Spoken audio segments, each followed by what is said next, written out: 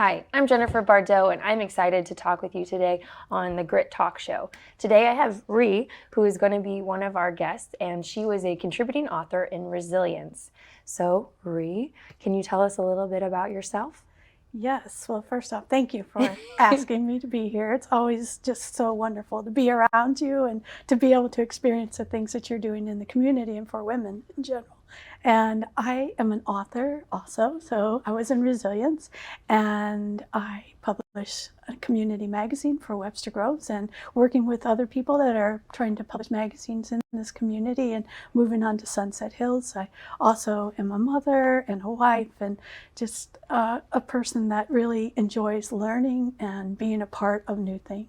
That's incredible, and I don't even know where to begin. So, since you obviously are a publisher of not only one magazine, but two, tell me more about the journey of getting into publishing community resources and guides.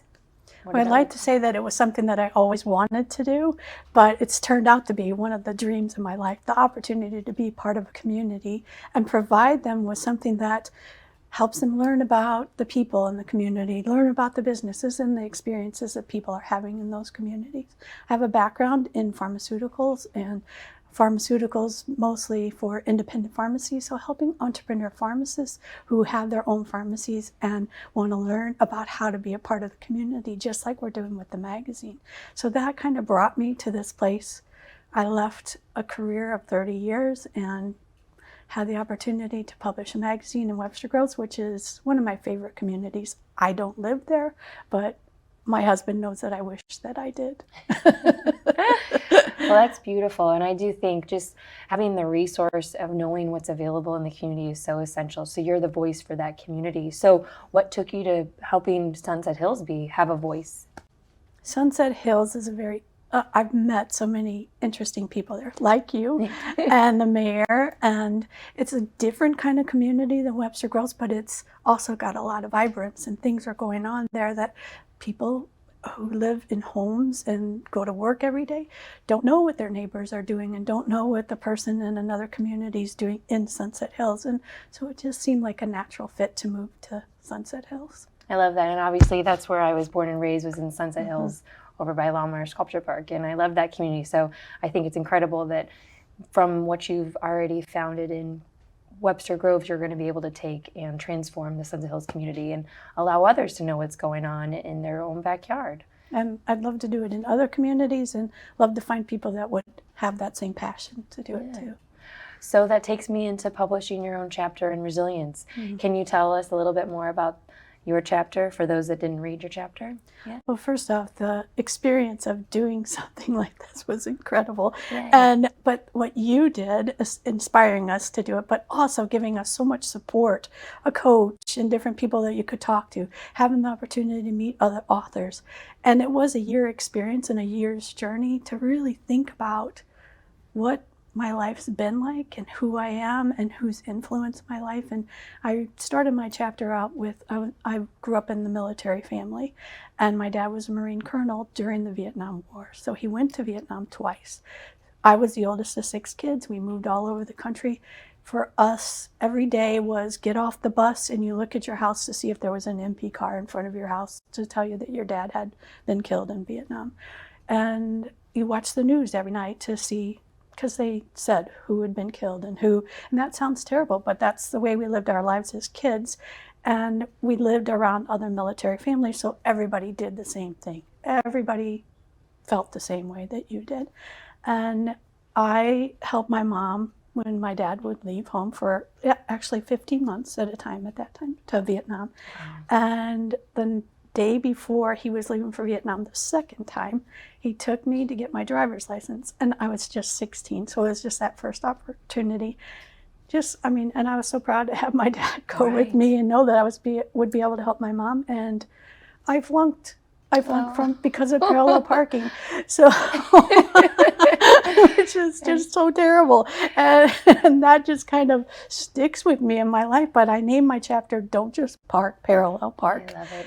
And just move on from life and try to do the hard things. Like you always say yes. Yeah. Because if you say yes, it opens so many doors. And it might be scary and it might be hard sometimes, but you can do it. Just put one foot forward and keep on going.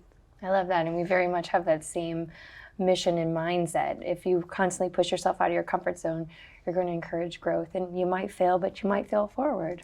I like that.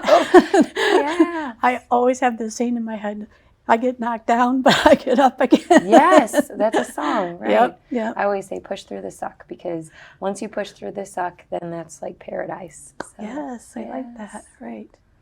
Yeah. So obviously your dad played a big role on your life, and coming through that fear of having him come and go all the time, how have you how has that shown up in your life in regards to how you lead as an individual within your home or within your community and within your business? It's really important. When I was leading teams with the Cardinal Health and other pharmaceutical companies that I was with, creating a family, making sure that I wasn't just involved in their everyday business things, but I knew who their husbands were. I knew who their children and what was going on in their lives. And if there was a struggle or a misstep or something like that, I tried to understand that. And that's what brought us all together and helped us as a team be successful. And that was really, really important to me, but also to the people that I mentored and helped move on to other positions in the world. And I've done the same thing with my stepchildren. I have 3 stepchildren who are incredible, and now we have 6 grandchildren and 2 daughter-in-laws and a son-in-law who we're very close, and we are just trying to support each other and help each other all the time. That's amazing. So that supportive mindset not only bleeds into the work that you do and your leadership style, but also in your family. So what is next for Ree? What do you have on your horizon in regards to how are you going to push yourself out of your comfort zone? What does that look like for you? So I'm always looking for coaches. I think that's something. I've had coaches throughout my whole life. And at different times, there was a person that was important. Like when I worked for Cardinal Health, we were trying to advance women in leadership roles. So we matched women with men who had achieved like vice president or president's roles. And I'm always looking for that person at the time that I need to help me move on. And I've just been talking to some really great people who are breaking down some stuff like as virtual assistants or just people that can help me just kind of hone in all of the things, because I always want to do stuff. I always want to learn and be out there, but I need people that kind of ground me. And that's what I'm really looking for right now. That's awesome. And you're an ultimate connector, so now that you've put that out in the universe, I'm sure it will come to you. And thanks to you. Very cool. So is there any quotes or affirmations that you live by to keep that supportive, positive mindset? I really don't have anything specific. And, we talked about my dad, and my mom is still alive, and she's just an incredible role model and mentor. And everyone around me, I try to learn and grow from things that I can experience from them. And where did you get that mindset in regards to learning that everybody has value and taking time to constantly have that evolving mindset? Where did that come from? That's a really interesting question. If you're trying to achieve what we were talking about, best foot forward, and how important that is. And everything that you do, from walking in here to being with you, just try to be the best that you possibly can. And that's the way that I was raised, and that's the way that I believe my life, that's what I model it after. I love that. And encouraging people to push themselves out of their comfort zone and parallel park. Yeah, exactly. Yeah. I still can't parallel park, but I try. You try. Sometimes, right? Put each step forward. Yeah. Right. Is there anything else that you would like to share with us today? I just want to thank you again for this opportunity, and do things that you want to do. You probably always have stuff that's in your mind that you want to do. Do it. Just do it. And don't be scared, because somehow or another, like you said, you're putting it out into the universe. There'll be somebody there to guide you and help and support you along the way. I love that. And I think that manifestation of seeing yourself completing those tasks and just doing it, it encourages you to go to the unknown. You may have never expected of where that will lead you. So, exactly. Yeah. Well, hopefully you've motivated everybody to step into the unknown and parallel park and live their life with just doing it. So thank you so much for being here today. Thank you for your positive aura and your spirit, and for being the ultimate connector in our community and helping communicate what's going on and where people need to be. So Thank you.